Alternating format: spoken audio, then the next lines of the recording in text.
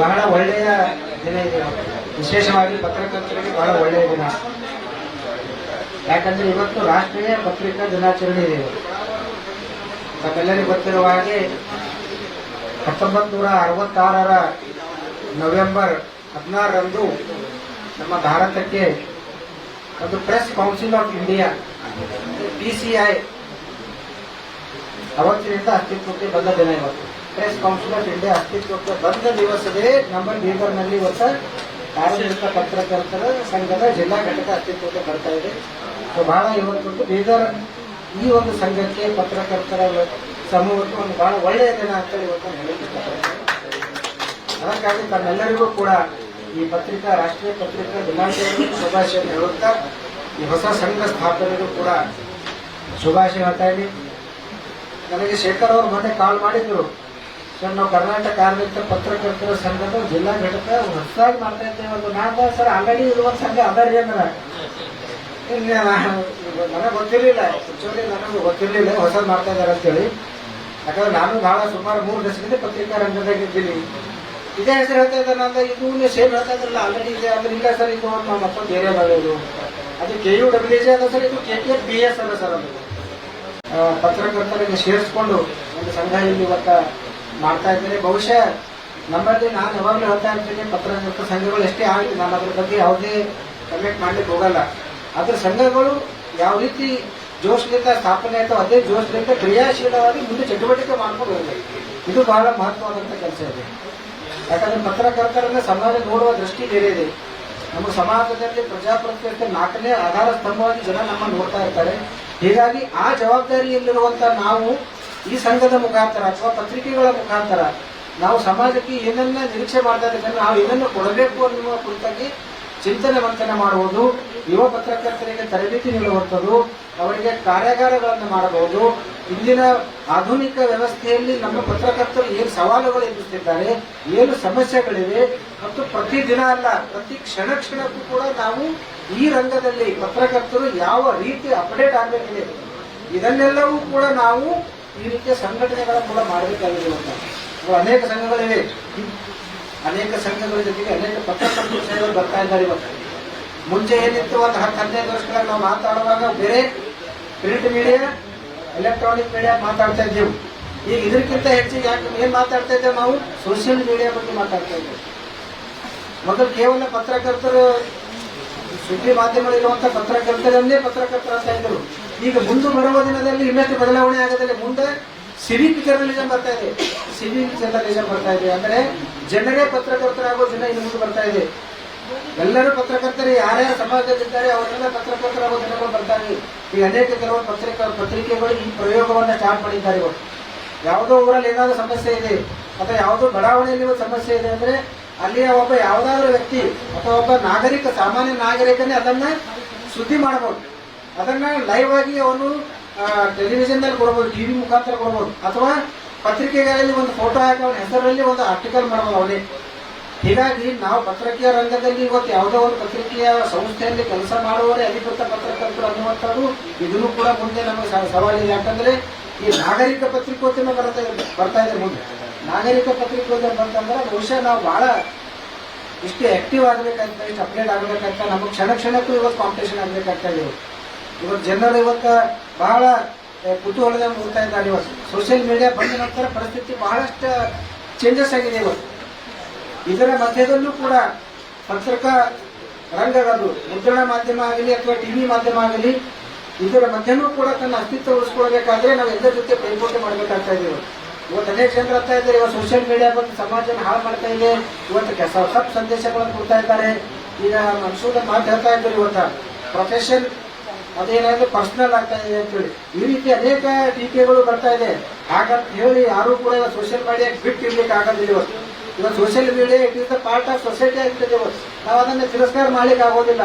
ಅದರ ಒಳಗಡೆ ಇದ್ದು ಕೂಡ ನಾವು ಕೂಡ ಕೆಲಸ ಮಾಡಬೇಕಾಗಿದೆ. ಆದರೆ ಪ್ರತಿಯೊಂದರಲ್ಲಿ ನಾವು ಕ್ವಾಲಿಟಿ ಮೇಂಟೈನ್ ಮಾಡಬೇಕಾಗಿದೆ.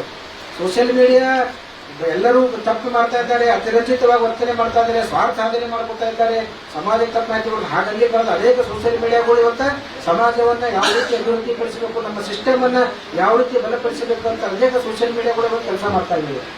ಸೊ ಹೀಗಾಗಿ ನಾವು ಸಮಾಜ ಅಂದ ಮೇಲೆ ಅಲ್ಲಿ ನೆಗೆಟಿವ್ ಅಂಡ್ ಪಾಸಿಟಿವ್ ಇದ್ದೇ ಇರ್ತದೆ.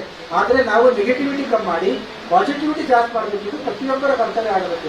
ಸೋಷಿಯಲ್ ಮೀಡಿಯಾದಲ್ಲಿ ಕೆಲವು ಸಮಸ್ಯೆ ಇರ್ಬೋದು. ಸೋಷಿಯಲ್ ಮೀಡಿಯಾದಲ್ಲಿ ಅಂತ ಪೇಪರ್ದಲ್ಲಿ ಏನ್ ಮಾಡ್ತಾ ಇದ್ರೆ ಅಂತ ಕೇಳ್ತಾರೆ. ನಾ ಬಹಳ ಸಲ ಕೇಳಿ, ಸೋಷಿಯಲ್ ಮೀಡಿಯಾದಲ್ಲಿ ನೀವೆಲ್ಲ ಮಾಡಿದ್ರು ಮಾಡ್ತಾ ಇದ್ರೆ ನೀವೇನ್ ಮಾಡ್ತಾರೆ ತುಮ್ಕೆ ಯಾಕಂದ್ರೆ ಅಮರಸಿಗೆ ಖರಾಬ್ ಆಯ್ತು ಅಂತಾರೆ, ವಾದ ಮಾಡ್ತಾ ಇದ್ದೆ. ನೀವು ಚರ್ಚೆ ಮಾಡುವಾಗ ಹೆಂಗ್ ಬರ್ತಂದ್ರೆ ನೀವು ಟಿವಿದವ್ರು ಏನಿದ್ರೆ ನೀವು ನಮ್ಗೆ ಆಚರಿಸಿದ್ರಿ, ನೀವು ಹೆಂಗ್ ಮಾಡ್ಲತ್ತೀವಿ, ನಿಮ್ಗೆ ಚಲೋ ನಾಳಿದ ಅಂದ್ರೆ ಈ ರೀತಿಯ ಒಂದು ವಾತಾವರಣ ಇವತ್ತು ನಾವು ಸಮಾಜದಲ್ಲಿ ನೋಡ್ತಾ ಇದ್ದೀವಿ. ನಾವು ಪತ್ರಕರ್ತರ ಪ್ರತಿಯೊಂದು ವಿಷಯಗಳ ಬಗ್ಗೆ ನಾವು ಚಿಂತನೆ ಮಾಡಬೇಕಾಗಿದೆ. ಅವ್ರು ಹಿಂಗಂತ ಇದ್ದಾರೆ, ಅವ್ರು ಹಿಂಗಂತ ಇದ್ದಾರೆ, ಇದು ಸತ್ಯ, ಇದು ಸುಳ್ಳು, ಎಲ್ಲವೂ ಕೂಡ ನಾವು ಗಮನದಲ್ಲಿಟ್ಟುಕೊಂಡು ಪ್ರತಿಯೊಂದರ ಅವಲೋಕನ ಮಾಡಿ, ಪ್ರತಿಯೊಂದರ ಪರಿಶೀಲನೆ ಮಾಡಿ, ವಾಸ್ತವಾಂಶ ಏನಿದೆ, ಸತ್ಯ ಏನಿದೆ, ಸಮಾಜಕ್ಕೆ ಯಾವ್ದು ಒಳ್ಳೇದಾಗಬೇಕಾಗಿದೆ, ಸಮಾಜವನ್ನು ಯಾವ ಸುಧಾರಣೆ ಮಾಡ ಆ ದಿಶೆಯಲ್ಲಿ ನಾವು ಎಲ್ಲರೂ ಸೇರಿ ಕೆಲಸ ಮಾಡಬೇಕಾಗಿದೆ. ಹೀಗಾಗಿ ನಾವೆಲ್ಲರೂ ಕೂಡ ಏನಂದ್ರೆ ಸಾಮಾಜಿಕ ಹೊಣೆಗಾರಿಕೆ ನಿಭಾಯಿಸಬೇಕಾಗಿದೆ. ಪತ್ರಕರ್ತರಾದರೂ ಎಲ್ಲರೂ ಕೂಡ ಎಲ್ಲಾ ಮೀಡಿಯಾ ಯಾವುದೇ ವಿಭಾಗ ಇರಲಿ, ಎಲ್ಲರೂ ಕೂಡ ಏನಂದ್ರೆ ಇವತ್ತು ನಮ್ಮ ಸಾಮಾಜಿಕ ಹೊಣೆಗಾರಿಯನ್ನ, ಸಾಮಾಜಿಕ ಜವಾಬ್ದಾರಿಯನ್ನು ಇವತ್ತು ಪರಿಣಾಮಕಾರಿಯಾಗಿ ನಿಭಾಯಿಸಬೇಕಾಗಿದೆ. ಪತ್ರಕರ್ತರು ಪ್ರತಿ ಕ್ಷಣಕ್ಕೂ ಅಪ್ಡೇಟ್ ಆಗಬೇಕಾಗಿದೆ. ನಾನು ನೋಡ್ತಾ ಇದ್ದೀನಿ ಕಳೆದ ಒಂದು 3 ದಶಕದಲ್ಲಿ ಇವತ್ತು ಪತ್ರಕರ್ತರ ಹತ್ರ ಏನಿದೆ ಅಂದ್ರೆ ಅಧ್ಯಯನದ ಕೊರತೆ ಬಹಳಷ್ಟು ಆಗ್ತಾ ಇದೆ. ಇವತ್ತು ಸ್ಟಡಿ ಇಲ್ಲ. ಇವತ್ತು ಪತ್ರಕರ್ತರ ಹತ್ರ ಇವತ್ತು ಉದಯೋನ್ಮುಖ ಪತ್ರಕರ್ತರು ಅನೇಕ ಪತ್ರಕರ್ತರು ಬರ್ತಾ ಇದ್ದಾರೆ. ಇವತ್ತು ವಿಶೇಷವಾಗಿ ಹುಡುಗಿಯರು, ಯುವತಿಯರು ಕೂಡ ಅನೇಕ ಪತ್ರಕರ್ತರನ್ನ ನೋಡ್ತಾ ಇದ್ದೀನಿ ನಾನು.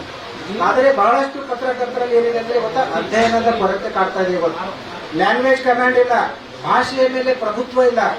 ಯಾವ ಲ್ಯಾಂಗ್ವೇಜ್ ಇದೆ, ಕನ್ನಡ ಇದೆನಾ, ಹಿಂದಿ ಇದೆನಾ, ಇಂಗ್ಲಿಷ್ ಇದೆನಾ, ಉರ್ದು ಇದೆನಾ, ಯಾವ ಭಾಷೆಯನ್ನ ನೀವು ಆ ಪತ್ರಿಕೆಯಲ್ಲಿ ಮಾಡ್ತಾ ಇದ್ರು, ನಿಮಗೆ ಮಾಧ್ಯಮದ ಭಾಷೆಗೆ ಹಿಡಿತ ಬೇಕು ಇವತ್ತ, ಅಧ್ಯಯನ ಬೇಕು ಇವತ್ತ. ಯಾವಾಗ ಪತ್ರಕರ್ತ ಸಕ್ಸಸ್ ಆಗ್ತಾನೆ, ಆ ಪತ್ರಕರ್ತ ಸಮಾಜದಲ್ಲಿ ಗುರುತಿಸ್ಕೊತಾನೆ ಅಂದ್ರೆ ಅವನ ಹತ್ರ ಅಧ್ಯಯನ ಜಾಸ್ತಿ ಇರಬೇಕು, ಅವನ ಹತ್ರ ಭಾಷಾ ಪ್ರಭುತ್ವ ಇರಬೇಕು, ಅವನು ಹೊಸ ಹೊಸ ವಿಷಯಗಳನ್ನ ಸಮಾಜಕ್ಕೆ ಕೊಡ್ತಾ ಇರಬೇಕು. ಇಂಥ ಪತ್ರಕರ್ತರು ಮಾತ್ರ ಇವತ್ತ ಸಮಾಜದಲ್ಲಿ ಗುರುತಿಸ್ಕೊಳ್ಳಿಕ್ಕೆ ಸಾಧ್ಯ ಆಗ್ತದೆ. ಆ ಒಂದು ಜಗಸ್ ನಮ್ಮ ಹತ್ರ ಹುಮ್ಮು ಇರ್ಬೇಕು, ಅದರ ನಂತರ ಜೋಶ್ ಇರಬೇಕು, ಜುನೂನ್ ಇರಬೇಕು ನಮ್ಮ ಹತ್ರ. ನಾನು ಒಬ್ಬ ಪತ್ರಕರ್ತ, ಇದರಲ್ಲಿ ಒಂದು 1000 ಪತ್ರಕರ್ತರು ಇದಿರ್ಬೋದು, 200-300 ಜನ ಇರ್ಬೋದು. ಆ ಪತ್ರಕರ್ತರಲ್ಲಿ ನಾನೊಬ್ಬ ನನ್ನ ಹೆಸರು ಹೆಂಗೆ ಮುಂದೆ ಬರಬೇಕು, ಈ ವಿಚಾರನ ಪತ್ರಕರ್ತರು ಮಾಡಬೇಕು. ಅದಕ್ಕಾಗಿ ಆ ಕ್ವಾಲಿಟಿ ನಮ್ಮ ಹತ್ರ ಬರಬೇಕಾಗುತ್ತೆ. ಆ ಕ್ವಾಲಿಟಿ ನಮ್ಮ ಹತ್ರ ಬರಬೇಕು. ನನಗೂ ಸಮಾಜ ಗುರುತಿಸಬೇಕಾದ್ರೆ ನಾನು ಬರೀಬೇಕು, ಏನ್ ಹೇಳಬೇಕು, ಏನ್ ವಿಷಯ ತೋರಿಸ್ಬೇಕು, ಇದರ ಮೇಲೆ ನಾವು ಬಹಳಷ್ಟು ಫೋಕಸ್ ಮಾಡಬೇಕಾಗಿತ್ತ. ನಾವು ಹೀಗಾಗಿ ಕ್ಷಣಕ್ಕೆ ಅಪ್ಡೇಟ್ ಆಗಬೇಕಾಗ್ತದೆ. ನಾನು ಅನೇಕ ಸಂದರ್ಭದಲ್ಲಿ ನೋಡ್ತಾ ಇರ್ತೀನಿ, ಅನೇಕ ಪತ್ರಕರ್ತರು ಇವತ್ತು ಕೆಲವೊಬ್ಬರು ಇಂಟರ್ವ್ಯೂ ಮಾಡ್ತಾ ಇರ್ತಾರೆ. ನಾನು ಅಬ್ಸರ್ವ್ ಮಾಡ್ತಾ ಇದ್ದೀನಿ. ಅವ್ರು ಯಾವ ರೀತಿ ಇಂಟರ್ವ್ಯೂ ಮಾಡ್ತಾರೆ ಅಂದ್ರೆ ಅವ್ರ ಹತ್ರ ಏನು ಮಾತಾಡಬೇಕು ಅನ್ನುವಂತ ಅವ್ರ ಹತ್ರ ಸಬ್ಜೆಕ್ಟ್ ಇರೋದು ಅವ್ರ ಹತ್ರ. ಯಾವ ಎದುರಿನ ವ್ಯಕ್ತಿ ಯಾರು ದಿನಾಂಕ ಹುಟ್ಟಿದೀರಾ ಅನ್ನೋದಕ್ಕೆ ಸರ್ಟಿಫಿಕೇಟ್ ಸಹ ನಿಮಗೆ ನಿಮ್ಮ ಆಸ್ಪತ್ರೆಗಳಲ್ಲಿ ಸಿಗುತ್ತೆ. ಇವತ್ತು ನನ್ನ ಸಂಘ ಯಾವತ್ತು ಹುಟ್ಟಿದೆ ಅನ್ನೋದಕ್ಕೆ ನನ್ನ ಹತ್ರ ಸರ್ಟಿಫಿಕೇಟ್ ಇದೆ. ಯಾವ ವರ್ಷ ಯಾವ ದಿನಾಂಕ ಹುಟ್ಟಿದೆ ಅನ್ನೋದಕ್ಕೆ ನನ್ನ ಹತ್ರ ಸರ್ಟಿಫಿಕೇಟ್ ಇದೆ. ಆ ತರ ಬೇರೆ ಬೇರೆ ಸಂಘಗಳು ಯಾವ್ದಾದಿದೆ ಇವತ್ತು, ಆ ಸಂಘಗಳು ಆ ಸರ್ಟಿಫಿಕೇಟ್ ನ ತೋರ್ಸಕ್ ಕೇಳ್ತಾ ಇದ್ದೀನಿ. ಆ ಸರ್ಟಿಫಿಕೇಟ್ ಅಲ್ಲಿ ಆ ಸಂಘ ಏನಂತ ರಿಜಿಸ್ಟರ್ ಆಗಿದೆ ಅನ್ನೋದನ್ನ ಕೇಳ್ತಾ ಇದ್ದೀನಿ. ಯಾಕೆಂದ್ರೆ ಈ ಮಾತು ಹೇಗೆ ಕೇಳ್ತಾ ಇದೀನಿ ಅಂದ್ರೆ, ನನಗೆ ತುಂಬಾ ಕಡೆ ಈ ಒಂದು ಸಂಘ ಉದ್ಘಾಟನೆ ಮಾಡಕ್ ಹೋದಾಗ ಮತ್ತು ಸಂಘದ ಘಟಕನ ಉದ್ಘಾಟನೆ ಮಾಡಕ್ ಹೋದಾಗ ಪ್ರತಿಯೊಬ್ಬರು ಕೇಳೋ ಪ್ರಶ್ನೆ ಇದು. ಇವಾಗ ನನ್ನ ಮಿತ್ರರು ಹೇಳಿದ್ರು, ಸದಾನಂದ ಸರ್ ಹೇಳಿದ್ರು, ಚೆನ್ನಾಗಿ ಪತ್ರಿಕೋದ್ಯಮ ಅಂದ್ರೆ ಏನು, ಪತ್ರಕರ್ತರು ಯಾವ ತರ ಇರ್ಬೇಕು, ಪತ್ರಕರ್ತರ ನಡಿಗೆ ಯಾವ ತರ ಇರ್ಬೇಕು ಅಂತ ಹೇಳಿದ್ರು. ಅದು ತುಂಬಾ ಖುಷಿಯಾದ ವಿಚಾರ. ಮತ್ತು ಒಂದು ಸಂಘಟನೆಯಲ್ಲಿ ಯಾವ ತರ ಇರ್ಬೇಕು ಅನ್ನೋದು ವಿಚಾರನು ಹೇಳಿದ್ರು. ಅದು ಎಲ್ಲರೂ ಅರ್ಥ ಮಾಡ್ಕೊಳ್ಬೇಕು. ನಾನು ಮೂಲೆಯಿಂದ ಬಂದಂತ ಎಲ್ಲಾ ಜಿಲ್ಲೆಗಳಿಂದ ಬಂದಂತ ಎಲ್ಲಾ ರೆಪ್ರೆಸೆಂಟೇಟಿವ್ಸ್ ಇವತ್ತ ಅನೇಕ ಜಿಲ್ಲೆಗಳಿಂದ ತಾವೆಲ್ಲ ಇಲ್ಲಿ ಬಂದಿದ್ರಿ. ಬೀದರಿಗೆ ನಿಮ್ಮೆಲ್ಲರಿಗೂ ಇನ್ನೊಂದು ಸಲ ಬೀದರ ಈ ಒಂದು ಘಟಕ ಎಲ್ಲರಿಗೂ ಹೃತ್ಪೂರ್ವಕ ಸ್ವಾಗತವನ್ನು ನಾನು ಕೂಡ ಈ ವೇದಿಕೆಗೆ ಬರಮಾಡಿಕೊಳ್ಳುತ್ತೇನೆ. ಇವತ್ತಿನ ದಿವಸ ಈ ಕಾರ್ಯಕ್ರಮ ಬಹಳ ವಿಶೇಷವಾದಂತ ಕಾರ್ಯಕ್ರಮ. ಪತ್ರಿಕೆ ರಂಗದ ಬಗ್ಗೆ ಅಂತೂ ತಮ್ಗೆಲ್ಲ ನಾನು ಹೇಳೋದು ಬೇಕಾಗಿಲ್ಲ. ತಾವು ಎಷ್ಟು ಗಟ್ಟಿ ನಿಷ್ಠರಾಗಿ ನೀವು ಇವತ್ತು ಸೇವೆ ಸಲ್ಲಿಸ್ತಾ ಇದ್ದೀರಿ ಅಂದ್ರೆ, ಇವತ್ತೇ ಬಹಳಷ್ಟು ಪ್ರಾಬ್ಲಮ್ಸ್ ನೀವು ಫೇಸ್ ಮಾಡಬೇಕು ಅಂತ ಅನ್ನುವಂತ ಸ್ಥಿತಿಯಲ್ಲಿ ಇದ್ದೀರಿ. ಇವತ್ತು ಈ ರಾಜಕೀಯ ಇದರಲ್ಲಿ ನೋಡಿದ್ರೆ ಇವತ್ತ ನಿಮ್ಮ ವೇದಿಕೆ, ನಿಮ್ಮ ಒಂದು ಸ್ಟೇಜು, ನಿಮ್ಮ ಒಂದು ಏನು ಇದು ಇದೆ ಉದ್ಯೋಗ ಕೆಲಸ ಏನಿದೆ ಅಂದ್ರೆ ನಿಜವಾಗಿ ಹೇಳ್ಬೇಕಾದ್ರೆ ಬಹಳ ಕಷ್ಟವಾದಂತ ಕೆಲಸ ಇದೆ ಅಂತ ನಾನು ಬಹಳ ಒಂದು ಆತ್ಮೀಯತೆಯಿಂದ ನಾನು ಹೇಳ್ತಾ ಇದ್ದೀನಿ. ಯಾವುದೇ ವಾಸ್ತುಸ್ಥಿತಿಯನ್ನೇನಾದ್ರೆ ಇವತ್ತು ತಾವು ಹೇಳಬೇಕಾದ್ರೆ ಇದು ಸಾಮಾನ್ಯ ಮಾತು. ಇದು ಕೇವಲ ಪತ್ರಕರ್ತರಿಗೆ, ಮಾಧ್ಯಮದ ಮಿತ್ರರಿಗೆ ಸಾಧ್ಯ ಇದೆ, ಇದು ಬೇರೆ ಯಾರಿಗೂ ಸಾಧ್ಯ ಇಲ್ಲ.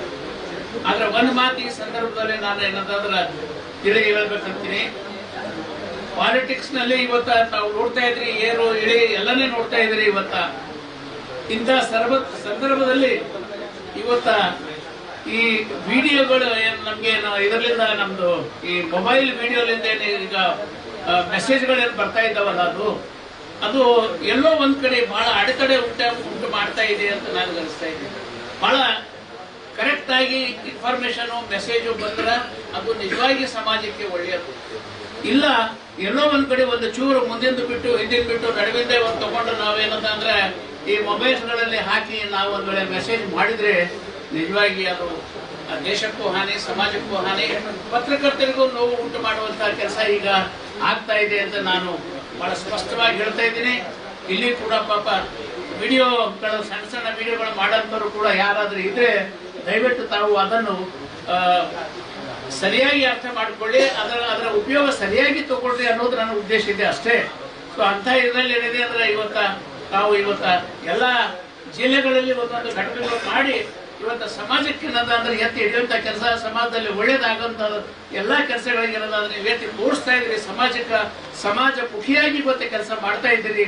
ನಿಜವಾಗಿ ನಿಮಗೆ ನಾನು ನನ್ನ ಒಂದು ಇದರಲ್ಲಿ ಧನ್ಯವಾದಗಳು ನಾನು ನಿಮ್ಗೆ ಹೇಳಿಕೆ ಬಯಸ್ತೀನಿ. ಈ ಸಂದರ್ಭದಲ್ಲಿ ವಿಶೇಷವಾಗಿ ಬೀದರ್ ಈ ಘಟಕ ಬಹಳ ಒಳ್ಳೆ ರೀತಿ ಕೆಲಸ ಮಾಡಲಿ ಅಂತ ಹೇಳಿ ಈ ಸಂದರ್ಭದಲ್ಲಿ ನಾನು ಪ್ರಾರ್ಥನೆ ಮಾಡಿ ನನ್ನ ಮಾತಿಗೆ ವಿರಾಮ ಕೊಡ್ತೀನಿ. ಜೈ ಹಿಂದ್, ಜೈ ಕರ್ನಾಟಕ. ಶಿವಶರಣಪ್ಪ ವಾಲಿಯವರು ಪತ್ರಿಕಾ ಧರ್ಮ ಅನ್ನೋದು ಏನಿದೆ ಅಂತ ಒಂದೇ ಒಂದು, ಏನಾದ್ರೂ ಸಮಾಜದಲ್ಲಿ ತಪ್ಪಾಗ್ಲಿ ನಿರ್ಭಯ ಆಗಿ ನೀವು ಒಗ್ಗಟ್ಟಾಗಿದ್ದು ಮುಂದೆ ಬರಬೇಕು, ಅದು ಒಂದೇ ಪತ್ರಕರ್ತರ ಧರ್ಮ ಅಂತ ಹೇಳ್ತಾ ಇವತ್ತಿನ ತನಕ ಅದ್ರ ಮೇಲೆ ಹೋರಾಡ್ತಾ ಇದ್ದಾರೆ. ಮತ್ತೆ ಇನ್ನೊಂದು ಮೆಸೇಜ್ ಏನಂದ್ರೆ, ನಾವು ಪರ್ಸನಲ್ ದೇಶವನ್ನು ಪ್ರೊಫೆಷನಲ್ ಕರಿಯರ್ ಅಲ್ಲಿ ಯಾವತ್ತೂ ಇನ್ವಾಲ್ವ್ ಮಾಡಬಾರ್ದು. ಎರಡು ಬೇರೆ ಬೇರೆ ಇದೆ. ಇವತ್ತು ಎಷ್ಟೊಂದು ಸ್ಟೇಟ್ ಚಾನೆಲ್ಸ್ ಅಲ್ಲಿ ಆತರ ಆಗ್ತಾ ಇದೆ. ಮುಂದಿನ ದಿನಗಳಲ್ಲಿ ಆಗಲ್ಲ ಅಂತ ನಾನು ಅನ್ಕೋತೀನಿ. ಯಾಕಂದ್ರೆ ನಾವೆಲ್ಲ ಒಗ್ಗಟ್ಟಾಗ ಇದ್ದು ವಾಯ್ಸ್ ರೇಸ್ ಮಾಡಿದ್ರೆ ಖಂಡಿತ ಆಗಲ್ಲ. ಸೊ ಅದು ಒಂದು ಮೆಸೇಜ್ ಕೊಡಕಂತ ಬಂದಿದ್ದೀನಿ. ಇಷ್ಟು ಹೇಳ್ಬಿಟ್ಟೆ ನನ್ನ ಮಾರ್ಕ್ಸ್ ಮುಗಿಸ್ತಾ ಇದ್ದೀನಿ. ಜೈ ಹಿಂದ್.